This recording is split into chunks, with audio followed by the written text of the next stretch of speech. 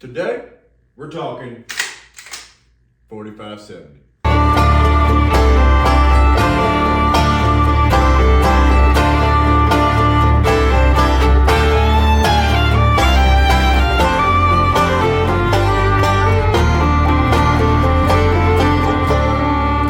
Hello and welcome back to Lonesome Outdoors with your favorite worthless millennial mountain man. So this video comes as a special request from a viewer that asked me if I could walk through the loading process of 4570. So the first step in the loading process of the 4570 is to take your 35 Whalen die out. So we're gonna go ahead and do that. Now, once you've removed your 35 Whalen die, you grab your 4570 box here, and you can tell that it's 4570 by the way that it is. And you open it up. And the first one you're going to want to grab is your decapping and resizing die. I always run it down. But first, you want to grab your Lee shell holders. You want to make sure you grab the correct one. Conveniently located inside the leaf shell holder is a diagram that tells you everything for it. And if I remember correctly, which I don't actually, number 8, it's a number 8 shell holder. We've got a number 2 in there for the 30-06 case and 35 Whalen cases, because they are indeed the same case. Drop a primer out that was in there from before, so we're looking for a number 8. Crucial step, dropping primers out. Now, I suppose the next step would be to raise the die. We're gonna raise the die a little bit, run it down until we make contact. All right, we've made contact. I'm gonna drop the die and give it just a quarter turn. I don't give it too much. Raise that while I do this. And I just give it a little spin on there. There we go. Just a little nudge. Don't take much with this old thing. I believe that came from my father's collection. Anyway, now that we've returned from the tumbler case and gotten our 4570 case, we're gonna lube it up. I'm not gonna get the lube pad up because I'm only gonna reload one. So I'm just gonna wing it. I got some one shot. I'm just gonna give her a little spritz. Nothing crazy. Just lube it all up all around. Run it up. Ooh, yeah, make sure you hit it right, actually. No, hitting the side of the die on the first push is actually crucial to this whole process. So, we hear the primer fall on the floor because I'm a heathen. Drop the deck down. Bam, and there it is. Now, the crucial next step at this point is to get yourself a manual. I don't want you to think I'm making fun of you. I'm just making fun of myself in this whole process. And if you are a crucial 4570 loader like I am, your manual is permanently creased on the 4570 portion. Anyway, it's permanently creased on this page. This page has both linotype, hard cast, and jacketed in 405 grain, which is what we're going to be loading today. Now, the loadings for this is different for the cast bullets versus the jacketed bullets. We'll get into as to why I load for the jacketed for the hard cast bullets in just a second. Now we take our multifunctional drill thing and clean out the primer pockets. I don't have the whole cleaning station yet, but your primer pockets should look nice and shiny. Then we take that, pop it on reverse, pop the drill thing out, pop the brush out, should maybe use more technical names, slide it on to your case trimmer, tighten it down to your case trimmer, or you can use a crank handle. It's up to you. Suppose the next step would be to mic the case out. Mine automatically powers on. These Hornady calipers are fantastic. Run it on down in there. 2097. So we're going to take some out of this one. All right, first thing we're going to do here is I've already cracked this one loose. We're going to loosen it up and take our 35 cal out. Pop our 45 cal in. As I was trimming whaling cases last. Tighten that boy up. Then we're going to pop this thing loose. Slide our shell on. I like to leave it loose. And we are well hell in short. So that is loose. Now that is loose. I'm going to spin this down a little bit because I've been backing it off and backing it off and backing it off. All right, there we are. We're on it. Pretty tight. We only have to take just a skosh out. So I'm just going to go little by little. So we're pretty much on dead nuts there. I'm going to go one dial up.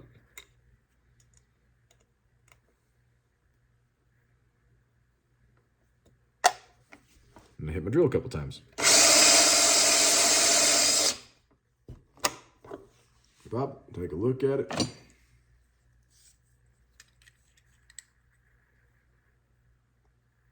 Two, 0, 9, 5.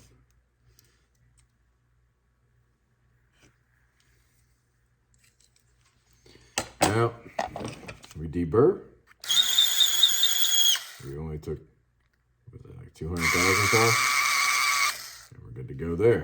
All right, well now that we've been deburred and we've resized and trimmed and done all those good things, we can knock our primers down to where we need to be, pop it in there, primer in, boom. Now in this case, due to the shortage, I've been using Magnum pistol primers. Two pretty great success. My standard deviation has gone from like anywhere between 15 and 20 feet per second between rounds to like 3 feet per second between rounds using RL7. I'm gonna pop this, reloader 7. We're not getting to that point just yet. We're gonna loosen this die. We no longer need the decapping die. Now what I like about the 4570 and other straight wall cartridges cases is this step. There's a third die. And this step requires that you insert this in. This is called belling the cases. You want to bell them to accept the bullet. I believe this one's a tapered. Oh wait, no, it's stepped. You can see it's stepped.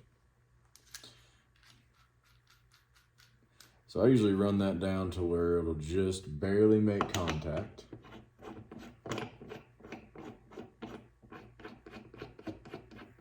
Run that up. We'll run the casing. I like to run it all the way out. Other people might do it differently. And I back it off about a quarter turn. Really, this process doesn't require a whole lot of tight tolerances. Pretty much just get it to the point where you need it to be. So today we're going to be using Cast Performance 405 grain hard cast bullets. These are for buyers. We got them big bears up here. So if you look at it, you really see like it'll just sit on top.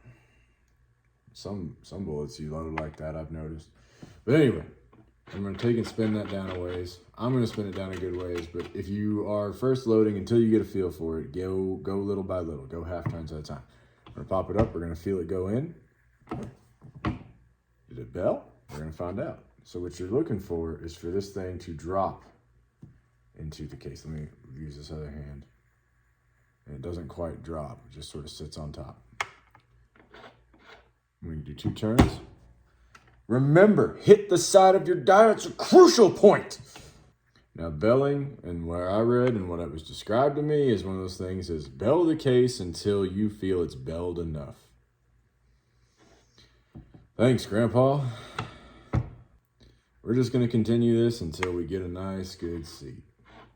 I see it's just now starting to flare. And it'll set down in there.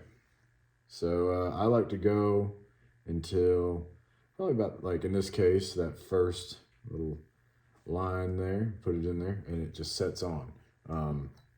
But go in increments that you're comfortable with.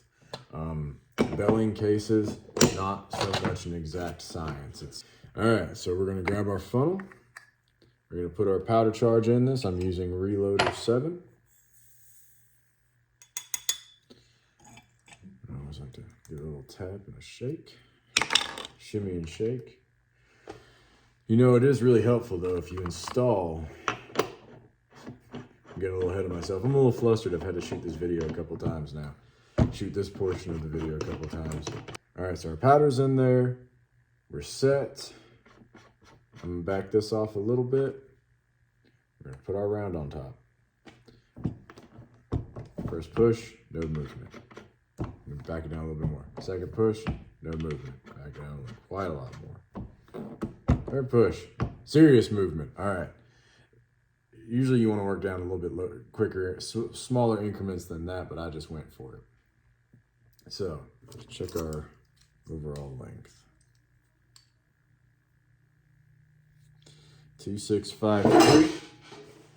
The book calls for these things to be 2550.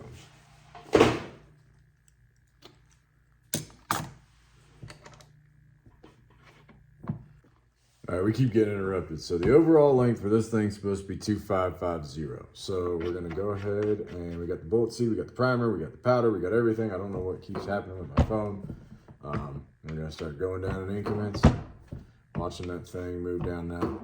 Cast performance is pretty good because the crimp ring is right at where the overall length should be for this round. So I'm really just watching the crimp ring and it gets me close enough. All right, let's take a look at it. 2565. All right, so we should be getting close. Yeah, 2560. That's where I like to set mine at. Don't follow mine. Go by the book, develop your own loads, find out what shoots good in your rifle. I find I have a more accurate load in my rifle if I'm 10 thousandths over. But you might be different, so don't be using my recipe and then come to me and be like, hey, my rifle's not good. Well, hey, mine is. So, all right, we're gonna go into a contact again when we raise that. So I did, I just raised that until I made contact. And then I'm gonna give it a, loosen that ring. I'm gonna give it a little turn. Again, crimping is one of those things that was explained to me. Crimp it until you feel like there's a good crimp on it. So I just keep going until there's a decent crimp on it. Pretty much waiting, feeling resistance. See how it's got like a straight shelf. You can run your nail across it. That round is not crimped and will not do well in a tubular magazine. All right, we got some resistance. I'm gonna give it a little bit more. All right, we're gonna give it, punch it one more again. There we go. All right. I found I usually lose a little height. All right, we're at 2550. So I lost a little height crimping at that time. Forgive me, I haven't reloaded 4570 in a while. If anybody out there can tell me why I'm losing height when I'm crimping, is it this thing? I mean, it's out. Let me know. So 2550, we take it and we just bang it a couple times on our bench, run on the caliper again, and we're still at 2549.5, which is probably more accurate, but yeah, it didn't move is pretty much the premise of it. Now, these are pretty hard recoiling loads. I like to have a good crimp on them. If you're running a trap door or something, you probably don't need to crimp them, or a single shot. That might be an unnecessary step for you, but it's necessary for me. So I'm running a GBL, so got to make sure those things stay in there and don't push back and create more pressures. Anyway, so I hope you enjoyed watching this as much as I enjoyed making it. I made it just for you upon your request. If there's any other videos anybody wishes to see me make, I'd be more than happy to oblige if, time and materials permitting. Just let me know down in the comments. Like, share, subscribe, all that stuff. I'm not too good at the YouTube lingo. Give me a platform to speak on. I'll talk crap about anything, just about anything. I mean, I might not be good at it, and I'm hoping we can all come together here and learn a thing or two. Maybe I could teach you something. Maybe you could teach me something. Got a bow hunt coming up. I'm gonna take the GoPro with me and video that bow hunt in western Montana. I got an elk tag, I got a deer tag, I got a black bear tag, anything, pretty much anything we see, man. I'm gonna stab it. So hopefully I'll get a video edited and put up for y'all then. Until then, y'all take care. Go hug your mamas if you can, and watch for buyers.